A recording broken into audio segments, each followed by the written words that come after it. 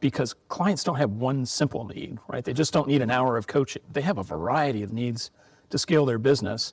That's actually exciting about the green industry, right? It's large, it's growing, but boy, is it getting complex. So if you're a really good operator, it's getting harder and harder to become an excellent operator because you've got all these challenges coming at you that you probably didn't think about 6 months ago, 2 years ago, et cetera. It's not easy. Welcome to the Roots of Success, the premier landscapers podcast that brings you the latest tips and strategies for successful landscape business. I'm Jim Cali, one of the principals and coaches of McFarlin Stanford. Jason New and I started McFarlin Stanford to coach landscape businesses after years in the industry ourselves. Now, more than 10 years since we began, McFarlin has a deep bench of coaches and subject matter experts who work with our clients on very specific issues of business. Whether you're struggling with people, profits, or just day-to-day challenges, our coaches and guests have the real-world experience and practical advice to help you build a thriving and profitable landscape business. Welcome to Roots of Success. I'm Jim Cali, co-founder and partner of McFarlin Stanford. With me today is Jason New, also my co-founder and partner, and our new CEO, Scott Wallingford. Welcome. Great to be here. I'm glad you both are here. Yeah, excited to be here. Many of our clients are asking, what is going on with McFarlin Stanford? What's happening with the growth? Tell us about your team and what's been going on. And so we're here today to talk more about that. And please introduce yourself, Scott. All right, thanks, Jason. So, hey, I'm Scott Wallingford. I am the new CEO of McFarlin Stanford. Super excited to be here. I'm sure many of you are wondering, well, what does a CEO do at a company like McFarlin Stanford?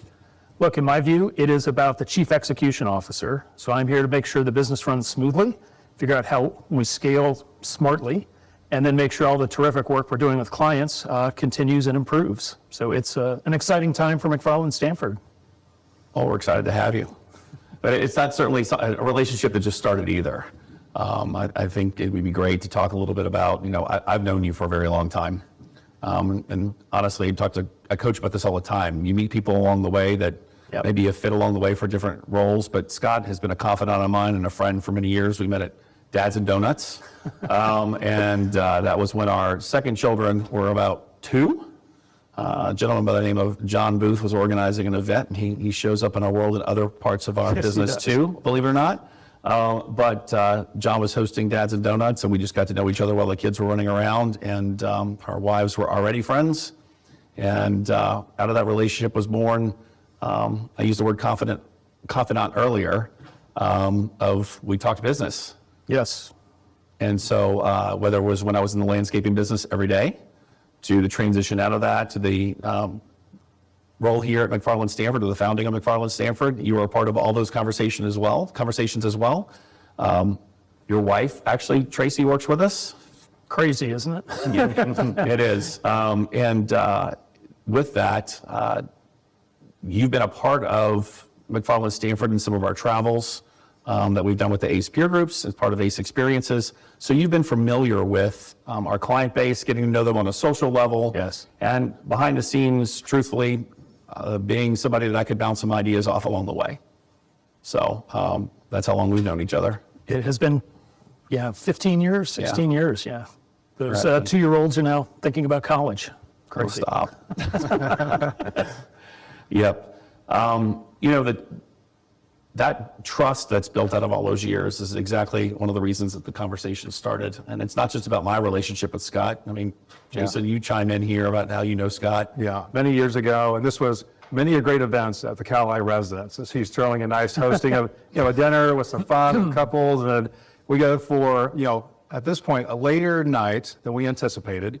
And we throw out a dance party 3 with the Wii. If you guys know what that is, you remember this? And so we're dancing with young children there dancing, so now we have to participate. And I see Scott over there, I would say not cheating, but winning efficiently. Cheating, but he was winning efficiently by not fully dancing, but figured out the rhythm and the algorithm to be able to complete these dances without moving anything but his wrist. So well done. I was like, okay, this guy's clever.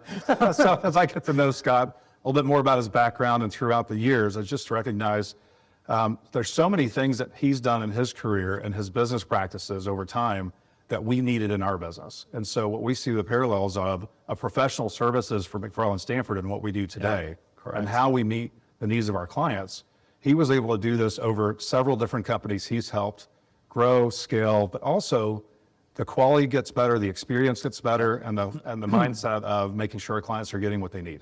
And so we just needed someone with the horsepower that Scott had to help us think about what we were doing for our teams and how we did this for our clients. Scott, why don't you tell us about your background? Because I think tying it into us and what we Right. saw will match more naturally after you give us a little bit about you. Yeah, if you rewind quite a few years ago, I started my career as a management consultant. So I was literally there to help clients figure out their strategy and then translate that into practical results. This was not sort of build a PowerPoint and leave. This was roll up your sleeves, work hand in hand with the clients and make sure those results that were sort of conceived and promised actually came to fruition. So you play a lot of different roles there. Since then, I've moved into a variety of different P&L responsibilities for growth-oriented technology companies. Again, a lot of fun, and you sort of learn as you're running the P&L, you got to be very quickly figure out what works, what doesn't, and I guess the overriding thing I've learned is if you stay close to your clients, talk to them about what they need and what their challenges are, you will learn a lot, and they will actually help shape your roadmap of how your business should grow and how you can add additional services because you're helping solve their problems. Well, ironically, the background and talking through our growth at McFarlin Stanford, we hit a point that we coach our clients to all the time, right? Is that you hit a spot where there's not enough hours. I'm not even saying the day, in the week. Yep. Like it's Sunday through Saturday. And it's really hard for myself, somebody who's definitely has, I'd say, a servant's heart to want to make sure that the client is always first and foremost. You are similar. Yes. That being the case, and we actually had a whole team in McFarlin, right? So McFarlin Stanford has a outsourced accounting team, a room full of them downstairs. Yes. We've got a room full of recruiters, executive recruiters that are fantastic. They need our guidance. Truthfully, I don't think there's anybody better to give guidance than probably us because we know the clients, we know what they're doing, we can help them move it along. But the reality is our phones never stopped ringing. And so unless our team was willing to work between 8 and 10 p.m. at night because we were never not doing what we do every day, we couldn't move the needle forward. And we've known this for more than 12 months. Agreed. Right? And as we continue, we pushed. I mean, not with a lack of effort and the consideration of taking care of our clients first. What challenges we came across was what we needed to do work on the business and really just giving the support to our team that we right. And so our team was suffering as a result. They weren't getting the attention and the guidance and even the growth of what we needed internally with our team operations and some of the scalability factors weren't there. I mean, I could look at you and you've aged. Really? I mean, like seriously, Jason, like I don't know. Like it's hard. And just looking at that face, I'm like, oh, we got to do something.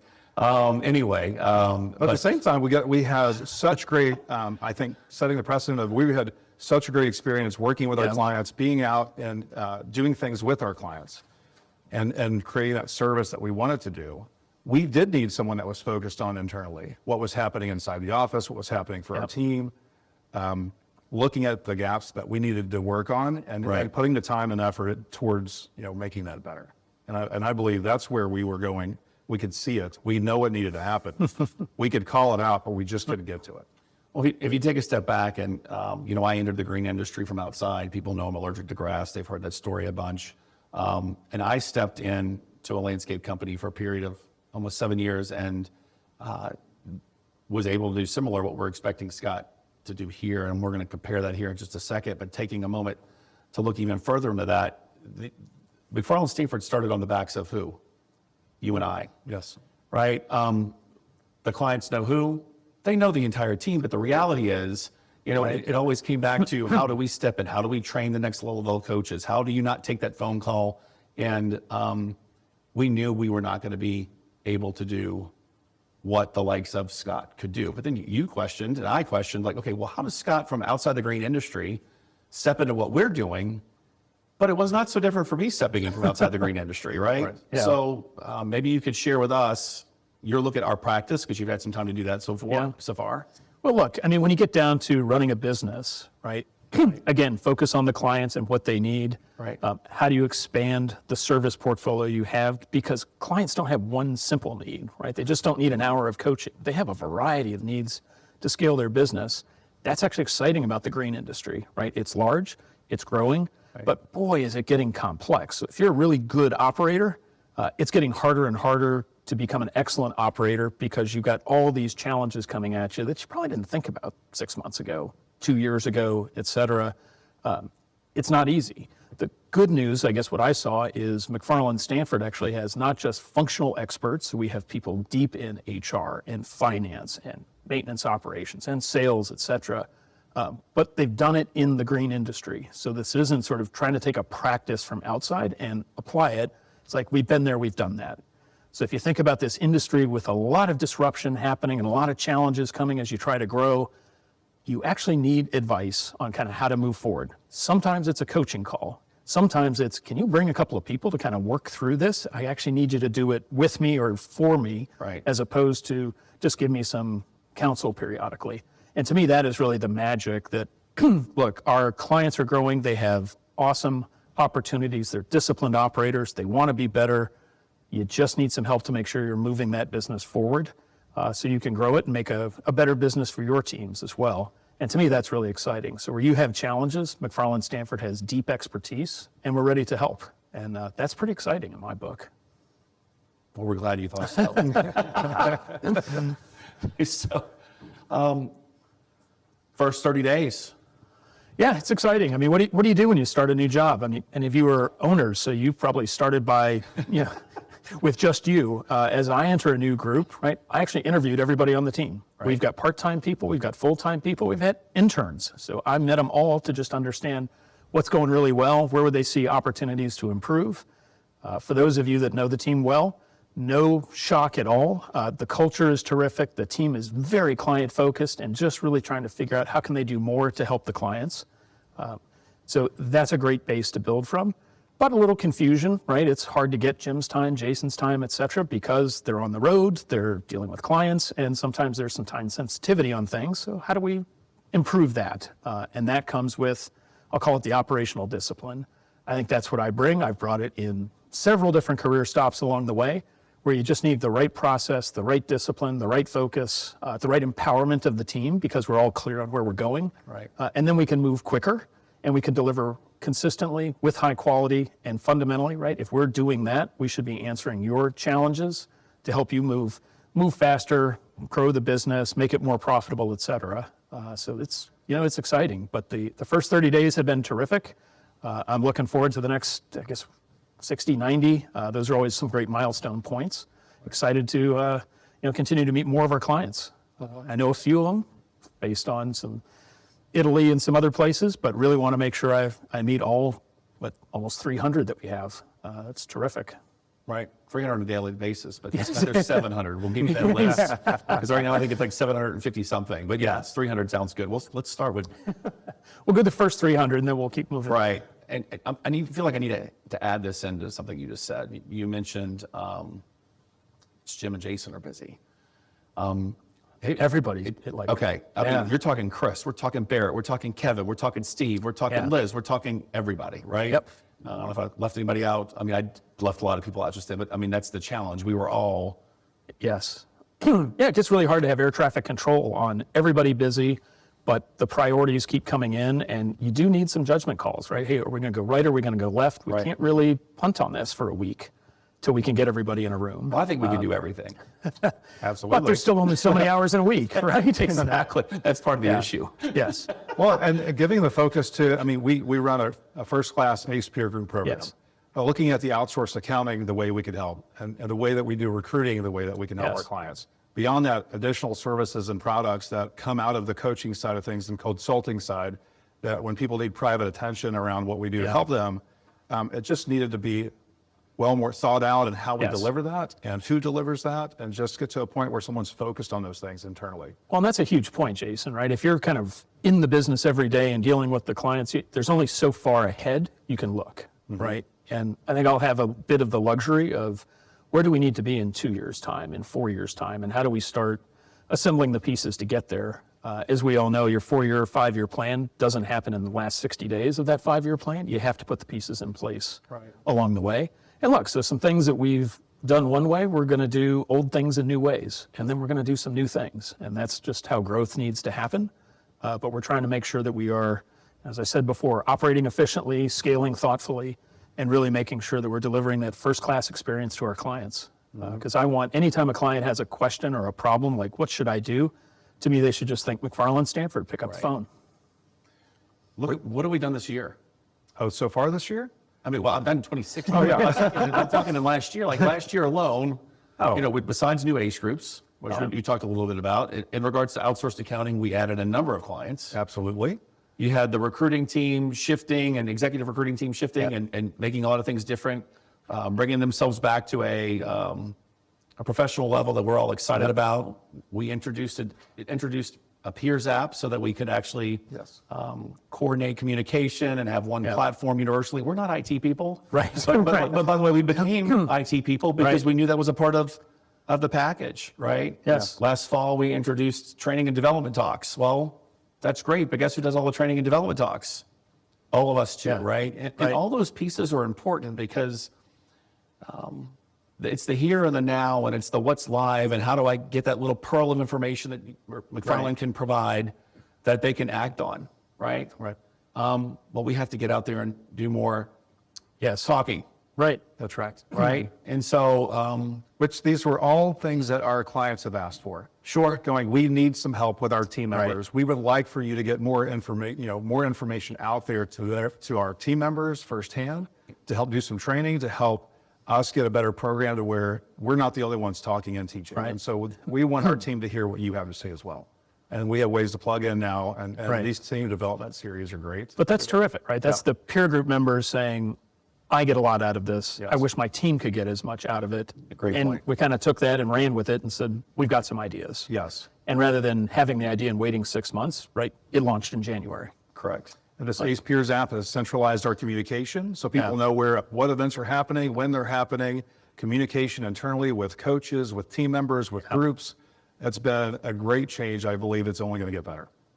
So since Scott has joined us, I mean, have you just been more relaxed and been able to get so much more done? I mean, you force multiplying. I mean, talk to me about this. Well, internally, no. internally, I find that there's so many things we're excited about working on.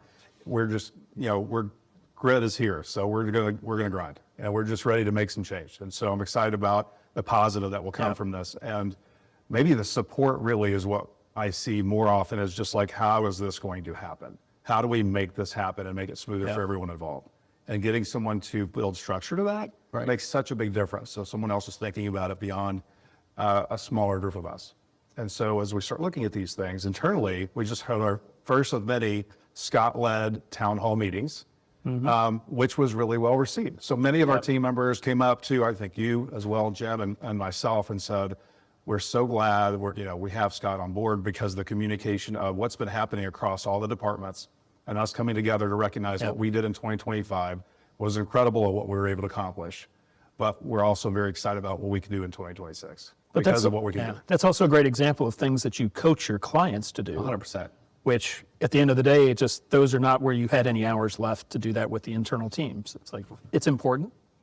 Let's do it. We launched you the right way. so we did kick off. The first town hall of sorts was everybody coming together, making an announcement confidentially. We teed that up appropriately, and everybody was told at the exact same time. Scott then walked in the room. It wasn't that big of it was a light start here. No, it was, and we talked about everything that we've just discussed here with our audience. And everything that we talked about with the audience here is exactly how internally they were feeling too. And Scott, you stepped in and introduced yourself. And I think that's step number one. Yep. Step two, doing what you said you were going to do, which is spend time with all of them in the first 30 days. Step three, being in the office every day. Every day. I don't think I've been in Doors the office open. 4 days this month. I've been on the road. Yeah. I mean, I have not stopped. January was full before we hired you for myself. I think April that for you or something like that. But it's funny how it comes in waves. But that appreciation tied with what you just explained, which was the town hall. And then guess what? The second town hall is already scheduled too. Of course. It's ready to go. Right. Exactly. It's communication. Yes. Communication. It was kind of more of like the do as I say, not as I do I'm just going to fess up to all my clients, and that's because there was just no way. It was good when it was Jim, Jason, and Chris. Right. Yeah. And it was manageable. At that time, we could deliver what we could deliver. It was easy to conversate between the three of us, and we were able to execute, and we all had plans. When you start building a larger team, Right. the needs of our audience got larger and our client base got larger. And so we just found, we needed to step it up. We needed to do what we do well, but also get some help in the things that we weren't doing well. Well, and some of your facilitators are not in Dallas, so they're not in the office, right? Which just adds another level of complexity. How do you communicate, get everybody on the same page where we're not physically in the same room? Not the first company to go through that transition, but we know what to do. We're now doing it, and we're not going to stop, right? It's now like, what else do we need to do? Just get everyone focused on the same definition of success. We know what good looks like. Let's make sure we're delivering.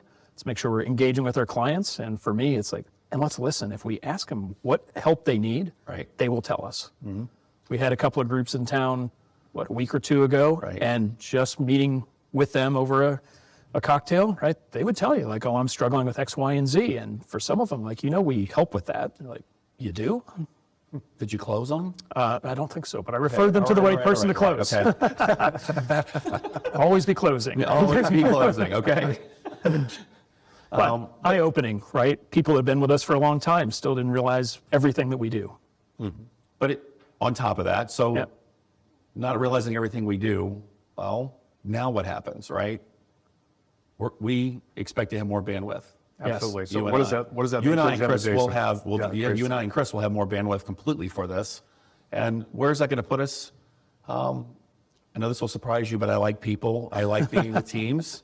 And frankly, I enjoy the on-sites as much as a team's call, and being involved in people's teams on a daily basis and helping leaders lead and do all the things that we just described here and we know how to do, and holding our clients accountable, is what I'm good at. And I'm really good. I can be good at a lot of things. I just can't be good at everything. Right. And I will tie this back to a conversation that we had right when you started it. I told Scott in our holiday party, I said, it's been 2 days since we told the team, or 2 days since I knew you were joining the team. And I said, I've really slept well the last 2 nights. And I really did. And I told Scott that, and your reply was? I haven't. I know there's a lot to do. Not because of that, but yay, I'm glad about that.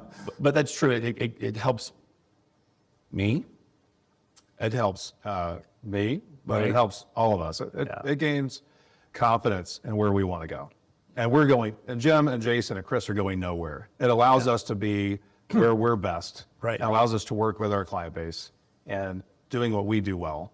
But we get confidence of what's happening with steering and guiding the team when we're not around. Yeah, things are happening even if you're not there, right? And that lets you spend more time with clients, not 1 hour Zoom calls, but on site. Let's really work through how to do this, not just what you should do. And to me, that's really the exciting part, right? For people that are really trying to transform their business, it doesn't have to be a 1 hour call each week. It's like we can bring our resources to kind of help you figure out where you are, figure out where you want to go, what those levers look like, and how do you go execute that? I mean, I can't tell you how many clients I've heard say, I know I need to expand into maintenance. I think that's just an operations thing. And then you realize well, no, it's an HR thing, and it's a finance thing, and it's a sales thing, and it's a operations thing. You have to bring all of that together. Right. They're like, and that's why I haven't done it. Well, we actually have all those resources. We can help you do that. And because we have the experts across all these functions that have done it in the green industry. They're not applying it from a fundamentally different industry and trying to say, I think this connects. They're like, nope, been there, done that. Here's what you need to watch out for, right? I have a saying about let's make new mistakes. Hey, let's make sure that we learn what somebody else did and didn't do well, so you don't repeat that. You kind of leverage their experience and move forward. And if we can help clients do that, that's fantastic. You have lots of sayings. I do, yes. I am a sayings machine. You are. What's the one about surprises? Oh, no surprises unless it's your birthday. There you go. Love that one. Marty, add that to your words. He has no surprises everywhere, but you need to add if it's not your birthday, right? Yep. So that's a good one. I'm also big on land the planes, which if you've never thought of that, right? We all launch 100 initiatives, and then we wonder why not everything's moving forward or nothing gets done. It's because we've got 100 planes in the air, right? You need to land a few and then launch the next ones. And so you get this rolling cadence of success. People get confident in what good looks like, what results are, how the impact is to clients, and then we start moving a bit faster. So it's not about doing 100 things at once. It's about maybe 100 things in the year, but let's bite them off 4 or 5 at a time. For those of you that know anything about me, the minute he gave me the analogy about planes, it was the whole travel thing. You got me on that. I'm like, Jason, we got this. Yeah, right. And we're talking the same language. I think I've used the word puppeteering. I like landing the planes much better. Yes. It's good for that. So, Well, and going after this, I will say, be remiss. We speak to our clients about this. When we see an opportunity for growth, we see our clients go through this. The reality is they have a chance to either hold back and do this organically and do this the way that will, slow trickles, and it's painful. Or you can bring the right team members on. Yes. You can build this cohesion and this growth mindset with people that are capable of helping you run. Yes. And get out of the way. Don't be the bottleneck. And so I find that there is a place in that for every company. And we talk about this. Don't be the bottleneck, and find the people that can help you run. Yeah. And so ultimately, that's a big part of why you're here and why we're excited about that. at the end of the day, you and I were landscapers. We took a team from under 4 million and 28 million in a short period of time, less than 8 years. That's right. And that's exactly what our clients are doing. Right. And look, when our team is well positioned and moving forward, right, that just allows the team to execute on behalf of the clients as well, right? Whether it's outsourced accounting or recruiting or coaching or consulting, right? We can actually build out that scale and make sure that the team is always pushing forward, and that's really healthy. So what does that look like, Mr. CEO? Right? And the reason I'm asking it in that way is I know people have asked me, well, that's great. Now you've got Scott to give you guys relief. This is not about relief. No, it's about aiming your remaining hours or freed up hours differently. Right? But what does that mean for the organization? What is new? What's coming? I mean, you can't tell them everything. Fair enough. Right? I mean, there's certain people we have to call and run that by. I won't say that as I'm just joking. But, how do you see our take on the industry, our breadth of services? You've alluded to a couple of things. You've gotten some short conversations you've had along the way. I know you're going to be polling some clients to ask them some of their opinions. Yes. Look, big things I see when you talk to clients, right? There are some areas that they don't feel like they have expertise on. And candidly, we may not have the expertise today. I've heard social media come up. Like, do you have a social media guru? It's like, probably need to beef up our capability there. And so you can expect us to add some additional expertise on areas that really matter to the clients. The other thing I do believe you'll see is us putting together the pieces we have together for clients that say, I really want to transform my business. Can you help me take it from X to Y over some period of time?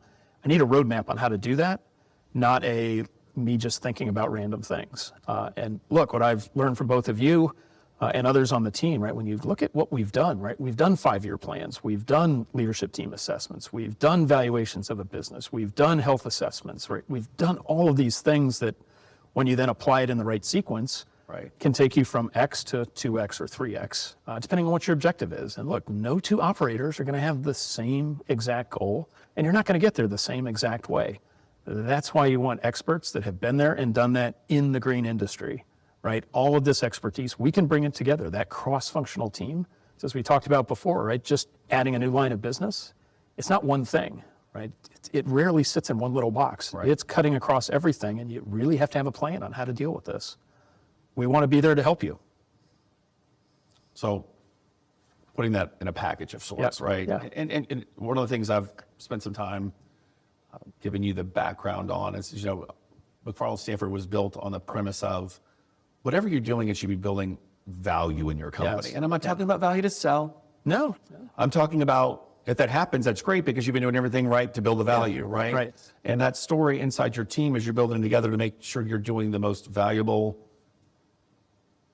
have the most valuable programs in place, systems in place, and driving that inside your company means you're making the right decisions as an owner. Yes. Right? And otherwise, it's just pulling something out of a tree thinking, hey, squirrel, I'm going to go do that, right? No, but we'll tell you why you should pick this over that. Yes. Let's go get this now, and let's make it happen.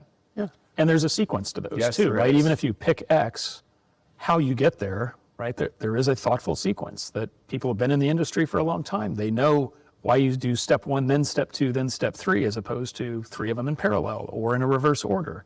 All of which can sound rational, but if you've been there and done that, you say, yeah, that doesn't work. If you follow this game plan, we can get you there. And it's not that the answer will be the same, but there's some thematics in there. Get the right team in place, make sure you know where you're going, design thoughtfully, and execute the hell out of it. Well, that sounds great. Well, can't I just put this in chat and it'll just tell me that steps and that path? I mean, I'm being serious when I ask that question because people have asked me that question.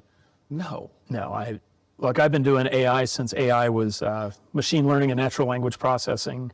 Which was when? Yeah, it's 15 years. So We've you've had been software part of the whole development growth doing AI, but when it was not a large language model. Look, the what sometimes looks really easy. The how is really hard. This goes all the way back to my consulting days. Saying the what somebody wants to be is the easy part. That becomes the PowerPoint that sits on a shelf somewhere and nobody ever goes back to it. Right. Well, how do we do that in order to get the results? And can you work alongside with us to make sure that the promise actually becomes a reality? That's the hard part. ChatGPT can't tell you that. It can spit out a few generic sequences. Guess what? Every one of your competitors is getting the same set of generic sequences. So what makes you different, right? And the way you win in business is to do something different that matters to clients. And when you can do that, that's differentiation. That's why our operators, our owners, that's why they have clients that love them, because they are doing something special. They're making their clients feel special. They're executing consistently. They have high service levels. But ChatGPT can tell you to do that. It doesn't tell you how to do it. That comes from people that have been there and done that. All right, Jason, our friend Marty always says people, clients in the landscape industry do business with people they Know, like, and trust. exactly, bingo, know, like, and trust. That's not something that's going to be spit out of any generated program that you just discussed. It's that personality that you're bringing to the table Yes. through process, Yeah. course in place that will build those relationships because what we do is hands-on, Yes. and that's what clients are looking for. And I think that sequence is important, right? I know you, I like you, I trust you because the guidance you've given me has been smart, right? And I've seen the value of it. And I've seen other people try a different thing and it didn't work. And you've been there for easy problems and hard problems. And that trust, right? It doesn't happen overnight. But that's why we have client relationships that are, some of them measured in decades. That's fantastic, right? And that's what we want to keep going.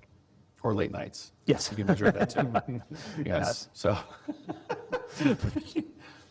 Some of the feedback already from our close friends are excited for us already. They understand what's going on and the need. They've seen the sleepless nights from Jim, Jason, Chris, and some of our team members along the way. So we know we've got a lot to look forward to.